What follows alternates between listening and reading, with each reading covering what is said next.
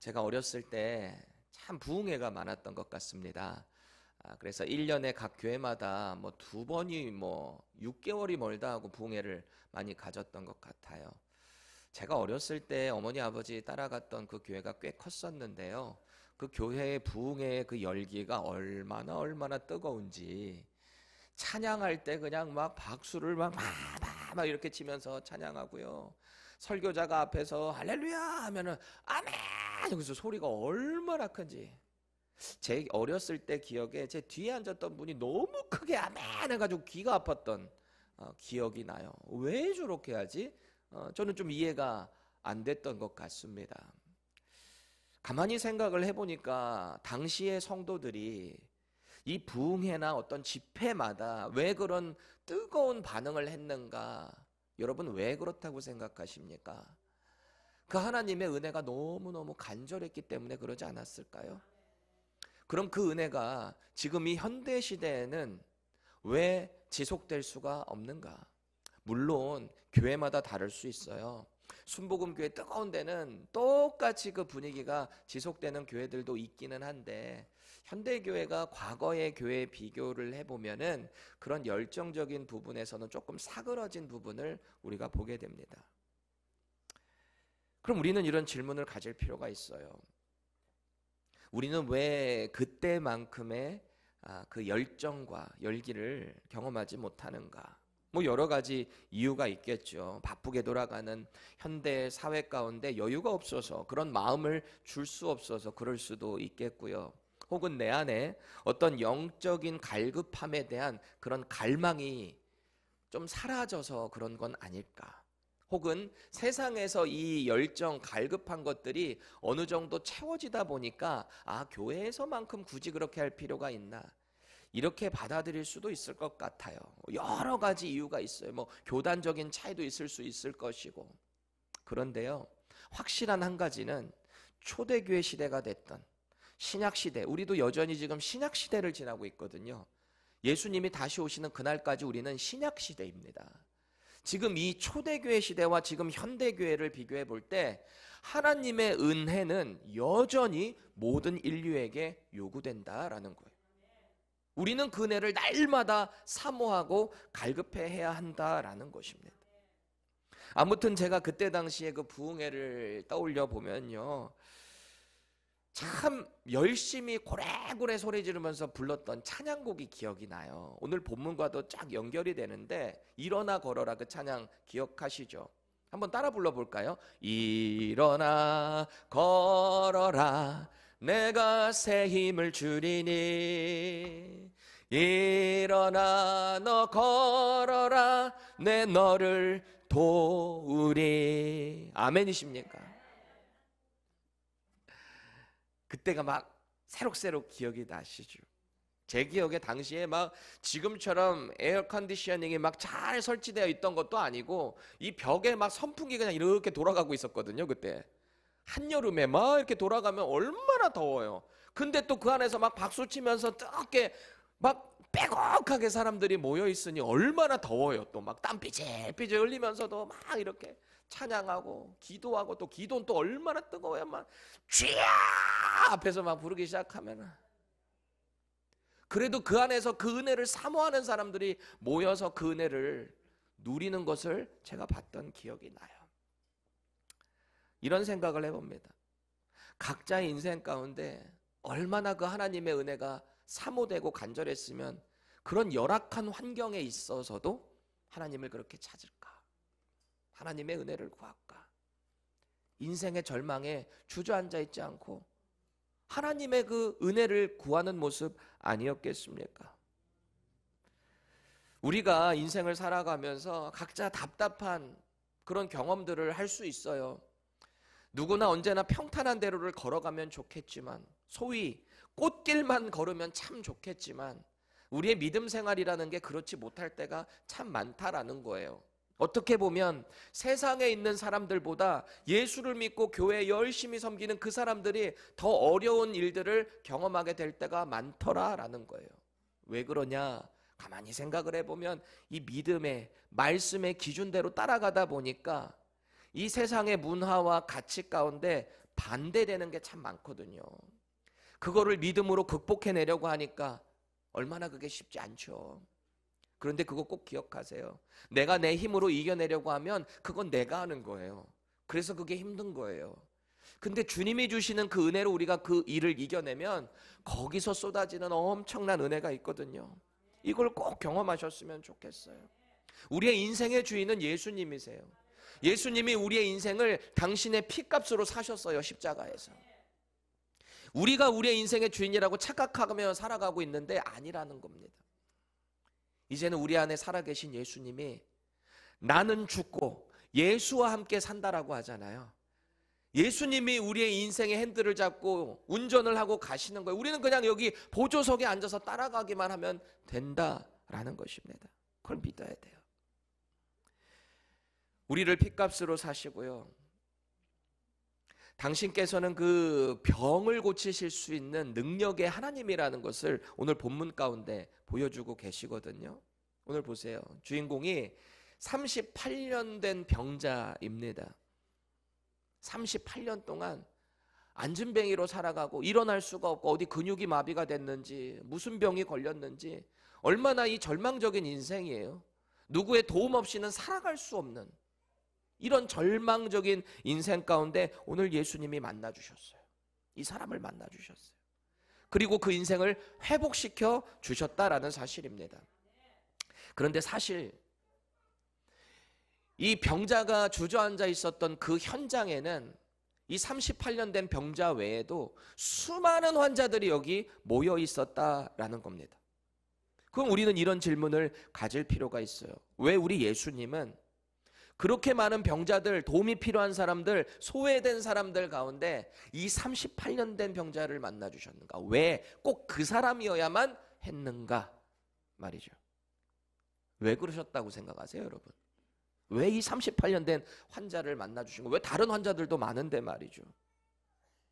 가만히 보니까 남들보다 좀 더 고생을 한 것 같아서 예수님이 만나주셨을까요? 뭔가 더 처량해 보여서 그러셨을까요? 아니면 예수님이 딱 보실 때 남들보다 병 낫고자 하는 열정이 더 보여서 그렇게 하셨을까요? 뭐라고 생각하시나요? 본문에는 나와 있진 않아요. 그런데 중요한 것은 주님이 만나주신 거예요. 주님 마음이에요. 그 구원이 주님의 뜻에 달려있는 거예요. 이걸 우리식으로 가져와 보면 우리가 열심히 찬양하고 뜨겁게 기도하고 말씀 열심히 보고 기도 오래 하고 하나님이 이런 사람만 기뻐하실까요? 물론 기뻐하십니다. 그런데요, 그 마음의 중심이 하나님께 얼마나 합해져 있는가, 말씀을 근거로 얼마나 내가 이 말씀대로 살아가는가, 그런 자를 주님이 기뻐하시고 오늘도 우리를 긍휼히 여겨주실 거예요. 우리를 만나주실 거예요. 우리 마음이 그렇게 세팅이 됐으면 좋겠어요. 우리가 신앙생활할 때 자꾸 착각하면 안 되는 게 있는데요. 내가 교회 봉사 뭔가 열심히 하고 뭔가 헌금 열심히 하고 뭔가에 열정적인 모습이 있기 때문에 하나님이 우리를 사랑하시는 게 아니에요. 그게 아니에요. 사실 하나님은 그저 우리를 사랑하셔서 우리에게 찾아오셨어요. 아무 자격이 없었던 우리에게 이 구원을 얻을 만한, 의로워질 수 있을 만한 자격이 우리에게 아무것도 없어요. 그런 상태의 주님이 우리를 찾아오셨단 말이에요. 그리고 우리에게 그 믿음을 허락해 주시고 우리를 예수를 믿게 해 주셨다라는 겁니다. 이거를 잊으면 안 돼요. 우리의 구원의 주권이 하나님께 달려있다라는 거. 내가 뭔가 대단히 해서가 아니라는 거. 이거 우리의 평생의 신앙생활에 꼭 기억하시기를 바랍니다. 그런 면에서 볼 때 오늘 예수님이 38년 된 병자를 만나주신 건 주님은 그저 그 영혼이 불쌍하셨던 거예요. 이것만은 확실한 사실입니다.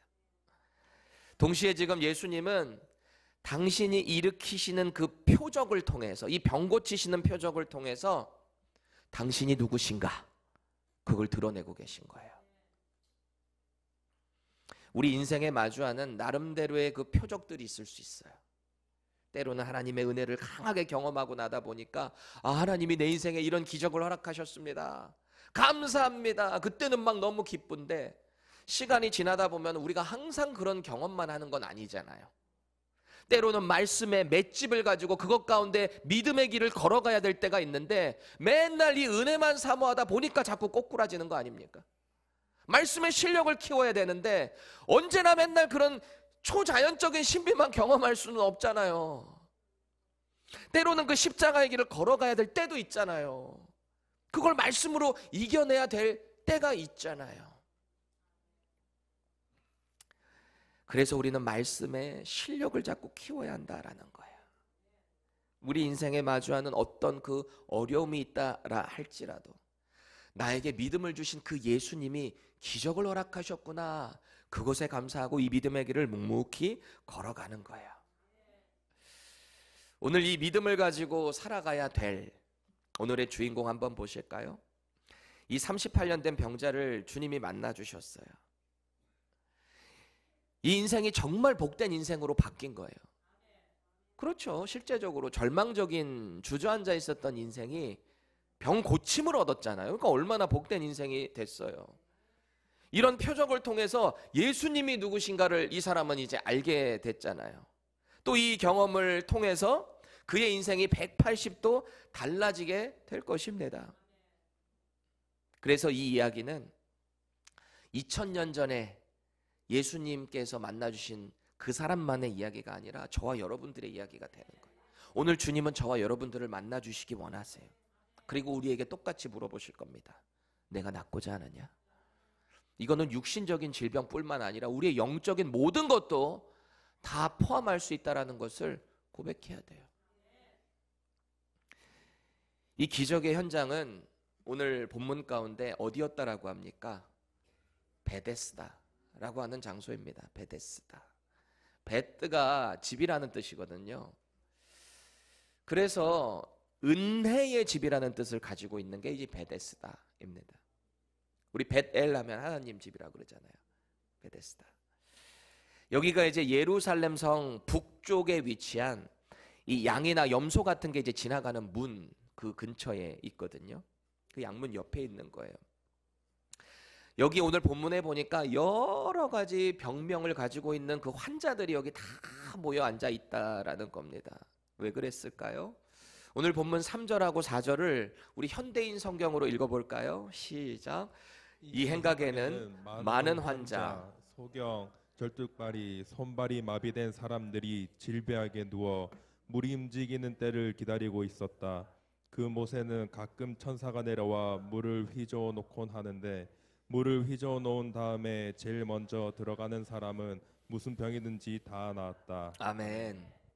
그리고 오늘 5절에 보니까 이 다양한 환자들, 그 병자들 사이에 38년 된 환자도 끼어 있었던 거예요. 여러분, 이 사람들 지금 여기 왜 모여 있는 걸까요? 왜 모여 있대요? 병고침 받으려고요. 간절해서.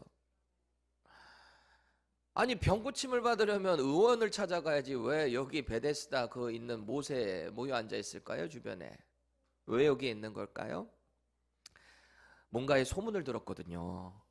전설인지 실제로 있었던 일인지는 모르겠지만 수많은 병자들이 거기에 모여서 전설에 의하면 천사가 여기 베데스다 못에 내려와가지고 물을 한번 이렇게 휘젓는데 휘젓고 나서 제일 먼저 그 물에 들어가는 사람은 무슨 병이든지 낫다라는 소문을 듣고 지금 이 자리에 모였다라는 겁니다.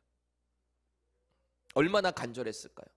얼마나 그 병고침을 받고 싶었으면 거기로 몰려들었냐라는 겁니다. 제가 2007년도에 이스라엘로 성지순례 갔다라고 했었잖아요. 대학원 수업에서 거기에 답사를 갔었는데 예루살렘 남쪽으로는 사해바다가 있거든요. 사해바다. 말 그대로 데드시예요. 그 안에 생명체가 살 수가 없어요. 염도가 얼마나 높은지 일반 바다보다 평균 10배 이상 염도가 높아요. 그러니까 생명체도 못 살 뿐만 아니라 부력이 좋다 보니까 수영 못하는 누가 가도 잘 떠요. 저는 그냥 원래 꼬꼬꼬록 떨어지는 사람인데 저도 거기 가니까 이렇게 붕붕 떠 있더라고요. 튜브 필요 없어요. 거기 가서 이렇게 있으면 돼요. 제가 이 펜사콜라로 이사 온 이후에 달라스에서 수많은 이제 손님들이 왔다 갔거든요. 뭐 목사님 가정, 뭐 집사님 가정 들어오면은 제가 그 이제 펜사콜라 비치에 한번 데리고 가서 자랑하는 게 있습니다. 자랑. 뭘 자랑하냐? 달라스에 있으면 보통 휴스턴 밑에 갈베스톤이라는 바다를 가는데 거기가 꼭 한국의 서해 바다 같아요. 이게 뻘 있다 보니까 색깔이 좀 이렇게 진흙탕 물처럼 보이거든요. 그래서 사람들은 흔히 죄송해요 주일에 똥물이라고 하거든요. 근데 똥물은 아니고 이게 진흙탕 때문에 그런 거지 물이 그렇게 뭐 더럽다라고 생각하지는 않습니다. 그럼에도 불구하고 여기 펜사콜라 바다에 가보면 물이 참 에메랄드빛으로 쫙 투명하잖아요. 그 제가 어느 날 수영을 하는데 이런 마음을 받은 거 이렇게 물이 조금 이렇게 먹게 됐는데 갈베스톤보다 좀 덜 짠 것 같네. 제가 그렇게 느껴진 거예요. 그래서 달라스에서 오는 사람들마다 여기 바다가 갈베스톤보다 덜 짜요. 내가 그랬거든요. 그랬더니 달라스에서 오신 분들이 아니 목사님 무슨 바닷물이 다 짜지 뭐 여긴 짜고 저긴 덜 짜요 이러시더라고요. 그래서 나는 내가 좀 너무 펜사콜라 산다고 자랑했나? 뭐 이런 마음을 먹고 그냥 지나갔거든요. 그러다가 궁금해가지고 최근에 검색을 좀 해본 거예요. 갈베스톤 바다 염도하고 이 걸프만에 있는 여기 염도랑 좀 차이를 요새 챗 GPT라는 게 있어요. AI 얘한테 물어보면 얘가 다 알려줘요. 이렇게 물어봤어요. 그랬더니 비슷하긴 한데 조금 덜 짜게 느껴지는 이유가 뭐냐면 여기는 연안이 있잖아요. 강가도 있고 만나는 부분들이 있으니까 요 연안 해안가 가까인 그쪽에는 그쪽보다는 덜 짤 수도 있겠다라는 거죠. 그 내가 한 말이 틀린 건 아니죠. 그렇게 마음에 위안을 받았다는 유명한 이야기가 있습니다. 여러분 사해 바다가 그렇게 짜요. 생명체가 살 수가 없어요. 소금이라는 것은 여러분 딱 소금 떠올릴 때 뭐가 연상이 되십니까? 소금 하면 저는 일단 뭐 우리 자매님들 같은 경우는 김장할 때에 절이는 거 뭐 그런 생각할 수 있고 저는 딱 떠오르는 게 이 스테이크에 뿌려지는 시즈닝 그렇게 생각이 돼. 근데 이제 대표적인 건 소금 하면은 옛날부터 부패하는 걸 방지해 주는 역할을 하잖아요. 방부제와 같은 역할. 또 한 가지 소금은 뭔가에 소독해 주는 그런 역할도 있다라는 거예요. 그래서 이스라엘 실제로 가면 사해바다 근처에 호텔들이 이렇게 있는데 거기에는 전 세계에서 몰려든 피부병 환자들이 그렇게 많다라고 합니다. 거기서 이렇게 피부병 오래 장기 투숙하면서 치료받으려고.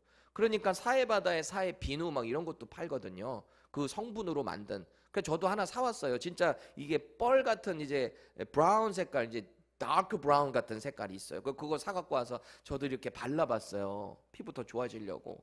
근데 저는 안 맞더라고요. 여기 뭐가 막 나더라고 나는. 사람마다 다르겠지. 그 소금의 효능을 가지고 그렇게 이 세상 사람들이 많이 그것을 혜택을 누리고 있더라라는 건데요. 거기 진짜 뭐 그 사해 바닷물이 뭐가 진짜 큰 우리 피부를 낫게 하는 뭐가 있어서 몰려들었겠어요. 얼마나 간절하면 그 사람들이 거기에 모여서 그렇게 장기 투숙까지 하며 그러고 있겠습니까? 오늘 베데스다 못에 모인 사람들이 진짜 뭐가 진짜 그렇게 자기들 병을 날 수 있겠다고 거기 몰려 있었겠어요? 그죠? 간절함이에요. 간절함. 그 기적을 자기가 경험할지 몰라요. 확신도 없어요. 근데 누가 그랬다더라. 우리 미국에 카더라 방송들 많잖아요. 누가 그렇다더라 그러면은 정확히 알지도 못하면서 맨날 그 정보 따라가고 그러다가 낭패 보고 그런 일도 있죠. 이 사람들도 그렇게 모여 있었다라는 겁니다. 자, 여러분 한번 생각해 보세요. 이 베데스다 못 주변에 많은 병자들이 모여 있습니다. 그 사람들이 주목하고 있는 게 뭘까요? 뭐를 집중하면서 기다리고 있을까요? 천사가 내려올 때. 언제 천사가 내려오지? 다 이렇게 기다리고 있었을 거 아닙니까? 그리고 마음속에 준비를 하고 있겠죠. 천사가 내려와서 물을 이렇게 휘저으면 내가 제일 빨리 들어가야지. 다 이렇게 마음에 눈치 게임하고 있었지 않았겠습니까? 여러분께 질문 드릴게요. 여기 모여있는 이 환자들 아까 어떤 환자 뭐 이게 쫙 나와 있었잖아요. 맹인도 있었고 안진뱅이도 있었을 것이고 손 발이 마른 자 오그라들었다는 거예요. 여기 혈기가 말랐다는 말 자체가 혈이 통하지를 않으니까 그게 이제 말라버린 거거든요. 그런 사람들이 여기 싹 모여있다라고 할 때 퀴즈. 누가 제일 빨리 물 안으로 들어갈 수 있을까요? 이 중에서 누가 제일 빨리 들어갈 수 있을 것 같아요? 뭐 그렇게 어려워요. 걷는데 지장이 없고 보이는데 지장이 없는 덜 불편한 사람이 제일 빨리 들어갈 수 있겠죠. 그렇죠? 아까 베데스다가 뜻이 뭐라 그랬죠? 은혜의 집이라 그랬잖아요. 은혜라는 말 자체는 내가 감히 상상할 수 없었던 뭔가를 거저 받는 것, 나는 자격이 없지만 그것을 받는 것을 우리는 은혜라고 합니다. 내가 갚을 수 없는데 그것을 받는 것, 그렇죠? 그게 은혜죠. 그럼 그 은혜의 집이라고 한다면 이 말 뜻대로 하면 여기 있는 사람들이 다 자격이 돼야 되잖아요. 그 물로 들어갈 수 있는 최우선권을 가질 수 있어야 되잖아요. 그런데 그 물에 제일 빨리 들어갈 수 있는 사람은 그 중에서 제일 실력이 있는 사람만 들어갈 수 있으니 이걸 어떻게 은혜의 집이라고 할 수 있겠어요? 이 세상의 문화와 가치랑 똑같잖아요. 실력이 있어야 성공하고 뭔가 있어야, 뭔가 있는 집안이어야 성공하고, 이 문화와 가치가 똑같은데 이곳이 어떻게 은혜의 집이라 할 수 있겠냐는 거예요. 역설이죠. 그럼 오늘 주인공인 이 38년 된 환자는 어떨까요? 아마 제가 볼 때는 그 물에 들어가기에 최악의 실력을 갖고 있는 사람일 겁니다. 일단 스스로 걸을 수가 없잖아요. 이 사람 여기까지 어떻게 왔을까요? 누군가가 도와줬으니까 여기 앉혔을 거 아닙니까? 다른 사람 도움이 없으면 올 수도 없는 이 사람. 그런데 거기 앉아가지고 자기가 물 안에 들어가야 되는데 누가 도와주겠어요? 각자 자기들 들어가기 바쁘지. 세상과 똑같은 곳이잖아요. 7절 보세요. 예수님이 찾아와서 내가 낫고자 하느냐 할 때 뭐라고 말해요? 병자가 대답하되 주여 물이 움직일 때에 나를 못에 넣어주는 사람이 없어 내가 가는 동안에 다른 사람이 먼저 내려가나이다. 아니 당연하죠. 당연하죠. 누가 넣어줘요? 각자 들어가기 바쁘지. 다른 사람들은 끙끙대서라도 경쟁이라도 하지 이 사람은 아무것도 할 수 있는 게 없잖아요. 그러니까 당연히 이런 말을 할 수밖에 없죠. 이 사람도 사실은 자기 병 한번 고쳐보겠다고 누군가에게 요청해서 이 자리에 왔을 거 아닙니까?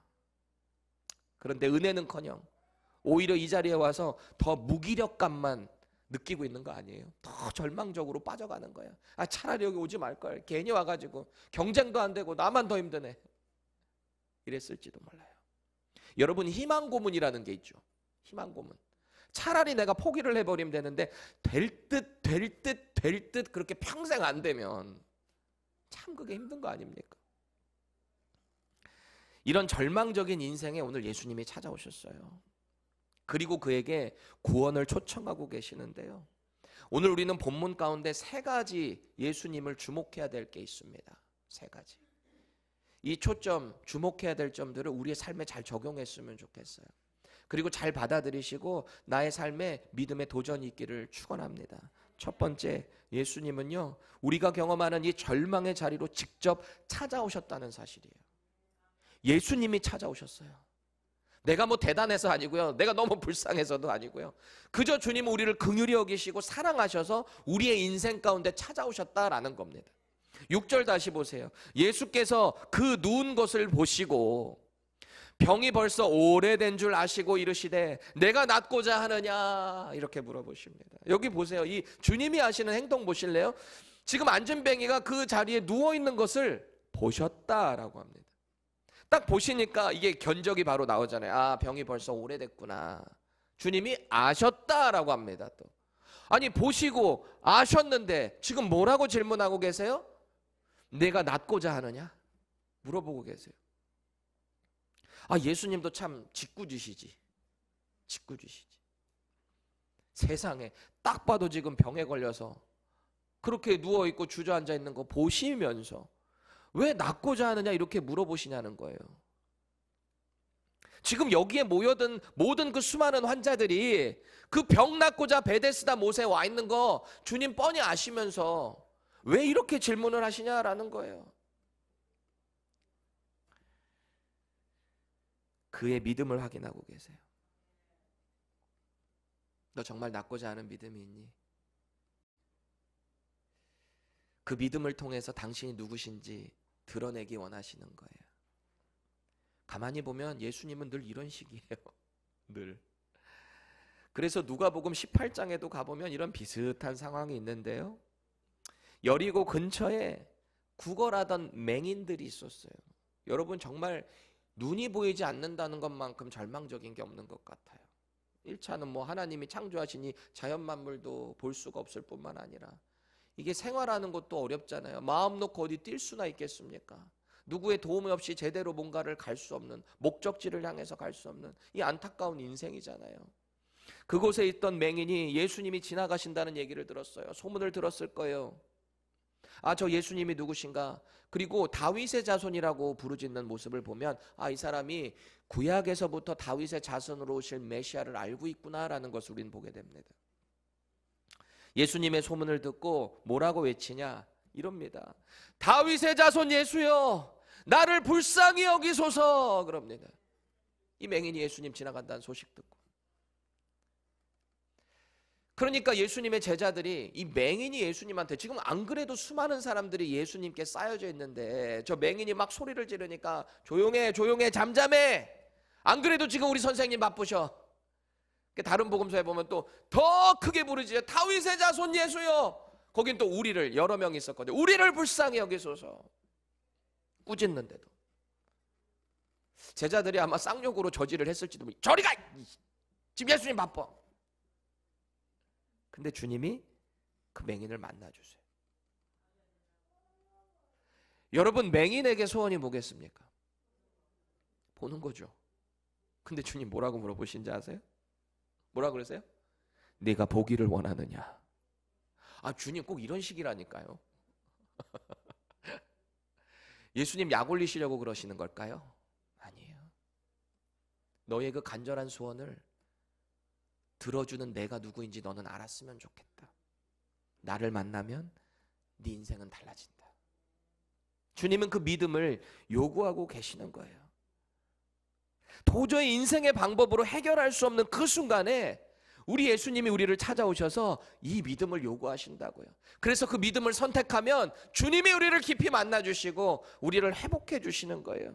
그리고 하나님의 일하심을 통해서 그 믿음의 길을 걸으라라고 우리를 초청하시는 겁니다. 여러분, 하나님 없이 살아가는 사람들, 이 세상의 사람들, 이 사람들의 가장 큰 문제가 뭐라고 생각하십니까? 하나님 없어도 된다고 생각하는 거 가장 큰 첫 번째 문제고요. 이 영혼에 대한, 구원에 대한 그런 갈망이 전혀 없어요. 그냥 이 땅에서 잘 먹고 잘 사면 그만이지 무슨 다음 세상이 있어. 그게 이 세상 사람들입니다. 동시에 그 인생의 주인이 자기 자신이에요. 다음 세상이 있다는 것도 알 턱도 없고 알고 싶지도 않고 그냥 이 땅에서 내가 잘 먹고 잘 살고 내 자녀들만 잘 되면 그만이지. 그게 바로 내 인생의 주인이 바로 나다라고 하는 고백이거든요. 우리는 예수님을 영접하는 순간 우리의 인생의 주인이 예수님이다라고 고백하잖아요. 그럼 예수님이 우리에게 말씀하신, 하나님이 주신 이 말씀을 기준으로 살아가니까 더 이상 우리가 내 인생을 내가 주장하지 않는 거거든요. 그런데 하나님이 없는 사람들은 당연히 이걸 따르지도 않을 뿐만 아니라 자기가 인생의 주인으로 살아가죠. 그러니까 심지어는 자기 뜻에 안 되고 뭐가 지진이 어디 크게 일어나거나 이러면은 신이 있으면은 이런 일이 있을 수가 있어, 이런 소리를 하죠. 하나님이 있는데 이런 지진으로 저렇게 수많은 어린아이들 무슨 죄가 있다고 죽어? 왜 그 홍수가 일어나가지고 사람들 저렇게 많이 죽어? 그런 신이 있다면 그 신은 나쁜 신 아니야? 이런 말을 합니다. 그 말 자체가 자기가 하나님보다 인류를 더 사랑한다라고 하는 교만이에요. 하나님이 그 일을 지금 심판 가운데 그렇게 하시는 걸까요? 우리 그렇게 말하면 안 돼요. 예수님이, 하나님께서 노아의 홍수 사건 때 홍수를 일으키시고 약속하셨어요. 무지개를 주시며 뭐라고 약속하셨습니까? 다시는 내가 이와 같은 심판을 너희들에게 하지 않겠다. 전 인류가 물에 잠기는 그런 심판 안 하시겠다고 했어요. 그럼 지금 나는 여러 가지 자연재해들은 무슨 일일까요? 우리 인간의 죄로 인한 결국에 어떤 자연을 보호하지 못한 우리의 죄의 결과일 수 있겠고요. 꼭 그것을 하나님의 심판으로 저것을 하나님이 멸하셨다라고 말할 수는 없어요. 우리 인간의 죄의 결과일 수 있고요. 그 안에는 또 예수님을 신실하게 믿는 사람들도 있을 수도 있잖아요. 우리가 다른 사람의 인생을 너무 그렇게 쉽게 평가하면 안 돼요. 하나님의 뜻에 달린 것이고 하나님은 여전히 그 안에서도 당신의 뜻을 이뤄나가기를 원하신다. 하나님은 언제나 신실하시다. 하나님은 언제나 우리를 사랑하신다라는 것을 말씀을 통해서 믿어야 되는 겁니다. 자꾸 뭔가 이것을 분석해서 하나님은 이렇다 저렇다가 아니라, 그렇게 하나님 없는 사람들은 스스로 자꾸 이렇게 정신승리를 하는 거야. 내가 이래서 하나님을 안 믿는 거지. 그 처음부터가 모든 선택권이 자기에게 있는, 자기가 주인인 거죠. 아무리 하나님의 말씀이 선포돼도 그저 나의 생각과 나의 경험이 우선되다 보니까 말씀을 따라갈 마음의 자세가 없게 되는 거 아니겠어요? 말씀을 말씀대로 받지 않고, 그러니 그 인생에 하나님의 은혜가 들어갈 틈이 없게 되는 거예요. 그런데 사실은 예수님을 하나님의 아들로, 우리가 하나님의 자녀가 된 그 체험, 경험, 이게 사실은 자체가 기적 아닙니까? 우리가 어떻게 예수님을 믿게 됐어요? 이게 기적이에요. 지금 여기 앉아 계신 게 기적이에요. 아니, 안 그래요? 우리도 자고 싶지 않아요?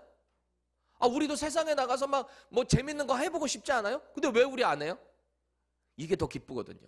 이상하지 않아요? 세상 사람들은 쟤네들 좀 이상해 이렇게 볼 수 있어요. 근데 우리는 이게 기쁜 걸, 하나님 예배하는 게 행복한 걸, 말씀 배우는 게 너무 행복한 걸, 그래 말씀을 통해서 그 사명대로 걸어가는 게 행복한 걸, 문화와 가치가 다르게 되는 거예요. 이 복음을 영접하게 되면 그게 은혜라는 겁니다. 그게 기적인 거예요. 여러분, 오늘 이 병자가 누워있던 그 자리는요, 단순히 육신만의 연약함을 말하는 게 아닙니다. 지금 저와 여러분들이 주저앉아 있는 어떤 소망이 사라진 그 자리도 역시 우리가 주저앉아 있는 자리가 될 수 있어요. 누군가의 도움의 손길이 끊어진 것 같은 고독한 인생의 자리가 바로 그 자리일 수 있어요. 그 인생 가운데 우리 예수님이 보셨어요. 그리고 아셨어요. 그리고 우리에게 초청하시는 거예요. 내가 낫고자 하느냐. 그 주님의 말씀에, 네, 주님 제가 낫고 싶습니다. 제 영혼이 다시 회복되고 싶습니다. 주님만 따르고 싶습니다. 이렇게 주님을 믿고 일어나셔야 되는 거예요. 두 번째, 예수님은요, 우리의 나약한 핑계가 아닌 말씀의 순종을 요구하세요. 나약한 핑계가 아닌 말씀의 순종 말이죠. 7절 함께 읽겠습니다. 시작. 병자가 대답하되 주여, 물이 움직일 때에 나를 못에 넣어주는 사람이 없어 내가 가는 동안에 다른 사람이 먼저 내려가나이다. 아멘. 아까 예수님이 보셨다 그랬죠. 아셨다 그랬죠. 무슨 상황인지 우리 주님 다 아세요. 모르는 거 없어요. 근데 왜 그 얘기를 하고 있어요? 주님 다 아시는데 왜 이런 나약한 핑계를 대고 있냐고요. 혹시 우리도 각자가 마주하는 인생의 어떤 절망의 자리에서 이런 반응 보이고 있지 않습니까? 주님 제 형편이 이런데 어떡해요? 건강이 좋지 않은데 어떻게 그 일을 해요? 어떻게 이렇게 말씀대로 살아가요? 난 저 사람 너무너무 싫은데 어떻게 그걸 해요? 저 못해요. 내가 뭐 다른 사람처럼 혜택을 받은 것도 아니고 저 못해요. 그런 저와 여러분들을 향해 오늘 주님이 다 들어주실 거예요. 그런 기도 다 들어주세요. 그러고 나서 이렇게 말하실 겁니다. 일어나 내 자리를 들고 걸어가라. 안 들어주시는 분은 아니에요. 다 들어주실 거예요. 그런데 우리에게 요구하실 겁니다. 일어나 그 자리를 들고 걸어가라. 지금 우리는 이 38년 된 병자의 대답에 뭐가 잘못된지를 주목해야 돼요. 이 핑계가 뭐가 잘못됐는지를 보세요. 내가 낫고자 하느냐 이렇게 물어보실 때, 네 주님 제가 정말 낫고 싶어요. 저 좀 낫게 해주세요. 이러면 얼마나 심플해요. 그렇죠? 근데 이 사람 지금 왜 이런 말을 하고 있는 거예요? 자기 얄팍한 지식 때문에 그런 거예요. 자기의 그 얄팍한 지식. 자기가 들은 지식에 의하면 여기 천사가 내려와서 쑥 하고 나면 먼저 들어가면 낫는다고 하는데요. 저도 그거 믿고 여기 왔는데요. 저 확실히 믿습니다. 저기 분명히 들어가야 됩니다. 그런데 나를 도와주는 사람이 없어요. 이 사람에게 확실한 믿음이 있어요. 내가 저기 베데스다 연못에 들어가기만 하면 낫는다라는 확실한 믿음. 그게 자기가 생각한 경험이고 자기가 생각한 지식이에요. 근데 지금 누구랑 대화하고 있는지를 이 환자는 모르고 있는 거죠. 선생님 혹시 저 좀 넣어주실래요? 예수님이 누구신지도 모르고. 사실 우리야 지금 이 질문을 하시는 분이 예수님인지를 정확히 아니까 말씀을 통해서 이런 말을 할 수 있지. 저와 여러분들도 이 자리에 앉아 있었다면 어땠을 것 같으세요? 이런 핑계라도 되겠습니까? 핫템퍼를 갖고 있는 누군가는 장난해요 저리 가! 에이 뭐 재수없게. 아 여기 앉아있는 사람들 보면 뻔히 보면 몰라요. 뭐 낳고자 하느냐? 여러분 어떠셨을 것 같으세요? 솔직한 말로 이게 저와 여러분들 아닌가요? 그런데 중요한 한 가지가 있어요. 하나님이 이런 저와 여러분들을 모르고 만나주셨을까요? 우리 예수님은 저와 여러분들의 연약함 이미 다 아세요. 만나주신 이후에도 또 언제 꼬꾸라질지 다 아세요. 그럼에도 불구하고 우리를 품어주셨어요. 우리의 신앙 가운데 뭔가 넘어지고 절망을 경험하는 그 자리에 앉아있을 때 우리 주님은 언제나 우리에게 물어보실 겁니다. 내가 낫고자 하느냐? 그 자리를 들고 일어나 걸어라. 걸으라는 거예요. 그 자리에서 일어나라는 거예요. 그냥 순종하라는 거예요. 오늘 38년 된 이 병자는 그저 사람들의 소문에 따라 여기 온 것뿐이에요. 자기가 뭐 제대로 본 적이 다 있었겠어요. 그게 진짜가 아닌데 진짜를 만났을 때 그는 바로 반응을 하지 못한 거죠. 그래서 오늘 주님이 그를 만나주셨어요. 그를 불쌍히 여겨주셨어요. 우리 편에서 볼 때는 이 구원과 회복이라는 게 우리가 그냥 그저 앉아있는다고 주님이 주시는 게 아닌 것 같아요. 오늘 이 요구하시는 걸 보니까 우리도 각자의 나름대로의 이 자리에 앉아있는 계기들이 있어요. 누군가는 부모님에 의해서 그 믿음이 부여되고 그 믿음으로 이 자리에 앉아있을 수 있고, 누군가는 또 내 주변의 어떤 믿음의 사람들의 전도를 통해서 이 자리에 오는 사람들도 있을 겁니다. 근데 확실한 한 가지는 가족이나 누가 됐던 그 모든 과정을 우리 주님이 인도하셨다라는 거예요. 우연이 없어요. 주님이 우리를 부르셨어요. 오늘 이 38년 된 병자도 보세요. 비록 주님을 향한 올바른 고백은 아니었어요. 핑계거리만 앞장세웠어요. 그런데 오늘 주님이 일어나 걸으라라고 하는 이 명령에 순종하게 될 때 역사가 일어났다라는 겁니다. 세 번째, 예수님은요 주저앉아 있었던 그 절망의 자리에서 떠나라라고 명령하세요. 떠나라. 일어나 걸으라라고 하는 주님의 명령 뒤에 이 사람이 어떻게 반응했는가 보세요. 9절입니다. 그 사람이 곧 나아서 자리를 들고 걸어가니라. 아멘. 여기 주목해야 돼요. 여기 보니까 이 사람이 병이 나은 게 먼저예요? 아니면 걸어간 게 먼저예요? 다시, 병이 나은 게 먼저예요? 일어난 게 먼저예요? 일어나고 나니까 믿어진, 병이 난 거를 알게 된 거예요? 아니면 병이 난 것을 알고서 일어난 거예요? 후자죠. 아, 내 병이 나았구나. 그것을 알고 일어났다라는 거죠. 이게 중요한 거예요. 주님 우리의 연약함 다 아시잖아요. 안 될 거라는 거, 그런 불신들 주님 다 아세요. 그래서 우리의 불신을 고쳐주시는 거예요. 우리의 소원을 먼저 들어주신 거예요. 내가 너 들어줬으니까 이제 일어나 걸어볼래? 그 절망의 자리에 더 이상 주저앉지 않아 볼래? 그 자리를 좀 떠나볼래? 죄의 자리에서 일어나 걸으라는 거예요. 내 자리를 들고 걸어가라 그러잖아요.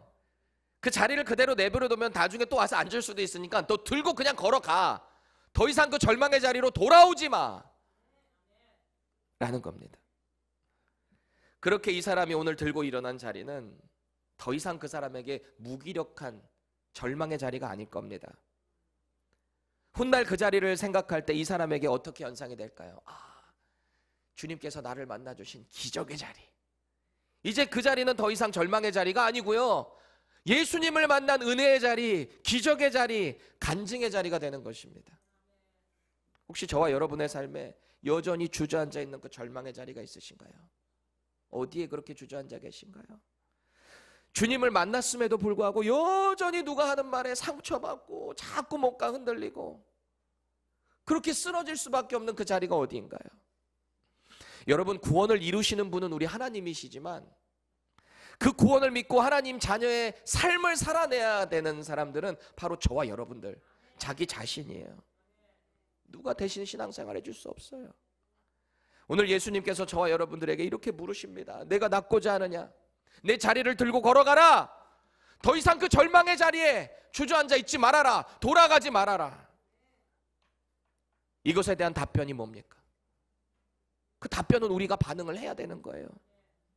저와 여러분들의 답변이 이렇게 됐으면 좋겠어요. 네, 주님, 제가 이 병이 낫고 싶습니다. 제가 들고 일어나서 걷기를 원합니다. 다시는 그 절망의 자리로 가지 않겠습니다. 이 믿음의 고백이 저와 여러분의 것이 되기를 예수님의 이름으로 축원합니다.